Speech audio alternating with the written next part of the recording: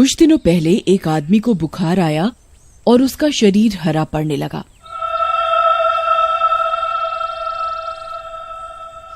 उसे देखने गांव के बाकी लोग आए कि आखिर क्या मामला है। गांव वालों ने जब उसे बिस्तर पर लेटे हुए तड़पते हुए देखा तो बहुत दुखी हुए।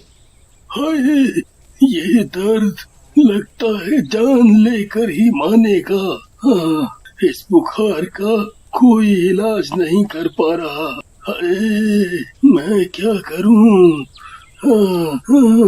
ये क्या हुआ है तुम्हें भाई? तुम्हारे शरीर का रंग हरा होने लगा है और तुम्हारे शरीर पे ये फोड़े फुंसी कैसे निकल रहे हैं?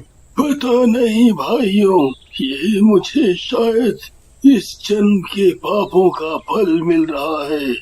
गांव वाले आपस में खुसुर फुसुर करते हैं। अरे गोपाल भैया, इस कुष्ठ रोगी से दूर रहो, छुओ मत, वरना ये फोड़े फुंसी तुम्हें भी लग जाएंगे। वैसे भी ये कितने दिनों का मेहमान है। सही कह रहे हो भैया, कितनी बुरी हालत हो गई है इसकी। पता नहीं कौन से बुरे कर्म करे हैं जो ऐसा फल मिल रहा है। ये खबर पूरे गांव में फैलने लगती है और अब गांव का कोई भी आदमी या औरत पीड़ित के पास नहीं जाता था। उसकी हालत दिन पर दिन और खराब हो गई और देखने में वह बहुत बदसूरत लगने लगा।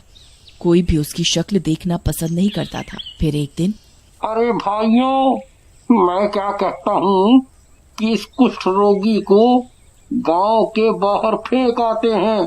इस मनहूस की जब भी बात होती है दिन खराब हो जाता है। हाँ, सही बात है। गांव में रहेगा तो इसकी बीमारी पता नहीं कितनों को लगेगी।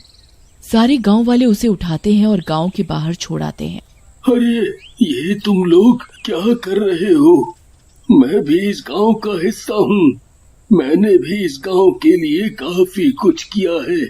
अब मेरा समय खराब है तो तुम लोग मेरे साथ ऐसा नहीं कर सकते। चल चल, पड़ा रहे यहीं। तेरे लिए अब हम पूरे गांव को खतरे में नहीं डाल सकते। पता नहीं क्या रोग लेके चल रहा है। पीड़ित गांव वाला चिल्लाता रह जाता है पर उसकी कोई नहीं सुनता और ठंड भरे दिनों में कुछ दिनों तक वह आदमी ऐसे ही दिन रात रोग से तड़पता रहा और एक रात तड़पते तड़पते उसकी मौत हो गई।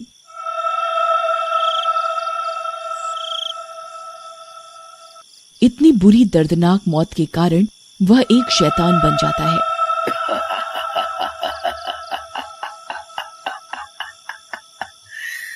आखिर मुझे दर्द से मुक्ति मिल ही गई। पर गांव वालों, मैं तुमसे बदला जरूर लूंगा। तुम सबने मिलके मुझे गांव से निकाला था ना, खुद को बचाने के लिए। पर अब तुम लोगों की उल्टी गिनती शुरू।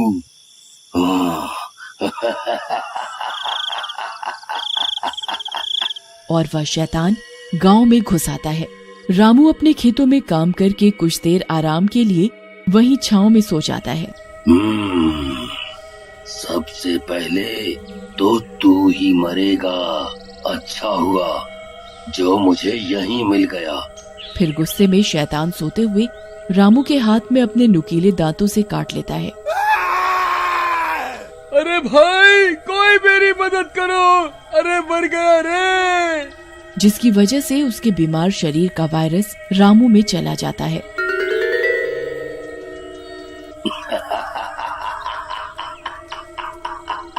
अब आएगा मजा। और वो वहाँ से चला जाता है। 2-3 दिन बाद रामू की तबीयत और भी ज्यादा बिगड़ जाती है और उसके शरीर में फोड़े फुंसी निकलने लगते हैं।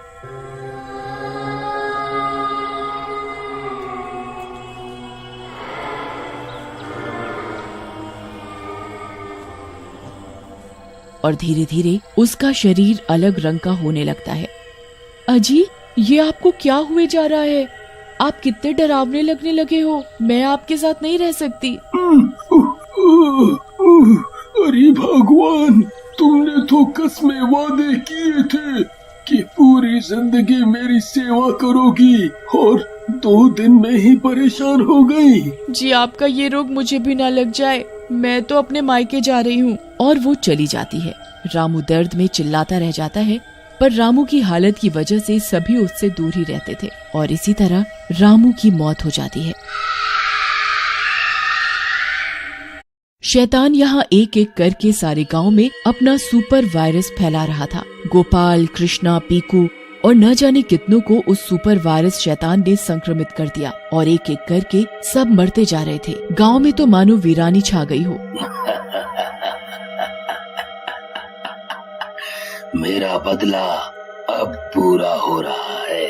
मेरा मकसद है मैं सबको अपने सुपर वायरस से संक्रमित करके शक्तिशाली बन जाऊं और हर जगह मेरा ही राज हो, और ये अब जल्दी ही होने वाला है।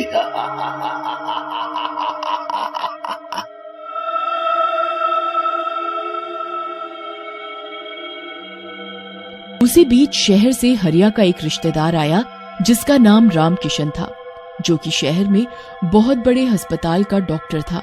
हरिया को बीमार देखकर वह दुखी महसूस करता है। अरे हरिया भैया, ये तुम्हें क्या हो गया है? तुम्हारी तबीयत इतनी खराब हो गई और तुमने मुझे खबर तक नहीं दी। अगर मैं आज घूमने नहीं जाता तो मुझे पता ही नहीं चलता। और ये बताओ भैया, कैसा माहौल है गांव का? गांव में इतनी शांति कैसे है? अब क्या बताएं तुम्हें, पता नहीं हमारे गांव को किसकी नजर लग गई है। गांव की तो जैसे शांति ही चली गई है, जिसे देखो बीमार ही पड़ा जा रहा है और एक एक करके सबकी मौत होती जा रही है। रामकिशन ये सुनकर थोड़ा दंग रह जाता है। अच्छा, पर ऐसे कैसे? जैसे मेरे शरीर पे फोड़े निकले हैं, ऐसे ही बाकी सबके शरीर पे निकल रहे हैं और बुखार खांसी बढ़ते ही कुछ दिनों में सबकी मौत हो जाती है। पता नहीं मैं भी कब तक जीवित हूँ। जब तक चल रहा है चल रहा है।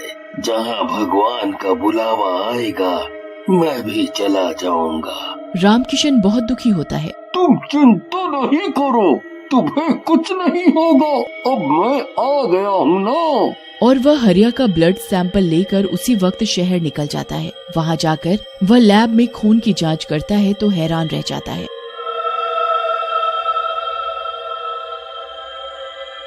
How is it possible? आज तक साइंस में ऐसा कभी नहीं हुआ। What happened, doctor? लुक, इस ब्लड सैंपल में एक वायरस के रूप में शैतान का चेहरा नजर आ रहा है। कुछ चीजें ऐसी होती हैं जहां साइंस काम नहीं आती। इसका जवाब तुम्हें साइंस से नहीं, किसी तंत्र मंत्र से मिलेगा। रामकिशन उसी वक्त वहाँ से निकलता है और एक बड़े ज्ञानी बाबा के पास जाता है और उसे पूरी घटना बताता है। मैं समझ गया वत्स, चलो मुझे उस जगह पर लेके चलो। डॉक्टर रामकिशन बाबा को उस गांव में लेकर जाता है और हरिया की हालत दिखाता है। देखकर बाबा उन्हें आंखें बंद करके कुछ मंत्र बोलते हैं और उन्हें दिव्य दृष्टि में उस शैतान का चेहरा नजर आता है। बेटा, मेरा ज्ञान ये बताता है कि यहाँ के लोगों ने एक आदमी के साथ दुर्व्यवहार किया था, जो अब शैतानी रूप में सबसे बदला ले रहा है, ये सुपर वायरस फैला के। तभी हरिया को उस आदमी की याद आती है और वह बाबा और रामकिशन को पूरी कहानी बताता है। चलो, हमें उसकी लाश के पास जल्द से जल्द पहुंचना होगा। और वे दोनों गांव के बाहर उसकी लाश ढूंढते हैं। वो देखो बाबा, लाश वहाँ है। तभी शैतान वहाँ प्रकट हो जाता है। वह बाबा को अपनी लाश के पास जाने से रोकता है। बाबा अपनी ऊंची विद्या से उस शैतान को बंदी बना देते हैं और उसकी लाश को नष्ट कर देते हैं। जैसे जैसे उसकी लाश नष्ट हो रही होती है, वो शैतान भी अपना अस्तित्व खो देता है। फिर बाबा हरिया के पास आते हैं और उसे भी चमत्कारी शक्तियों से ठीक कर देते हैं। देखो हरिया, तुमने और सबने पाप तो किया है, पर अब इसका पश्चाताप करने के लिए उस आदमी के नाम से गांव के मंदिर में हवन करवाओ, जिससे उसकी आत्मा को शांति मिल सके और गांव की सुख शांति भी वापस आ जाए। सभी गांव वाले वैसा ही करते हैं और हंसी खुशी रहने लगते हैं।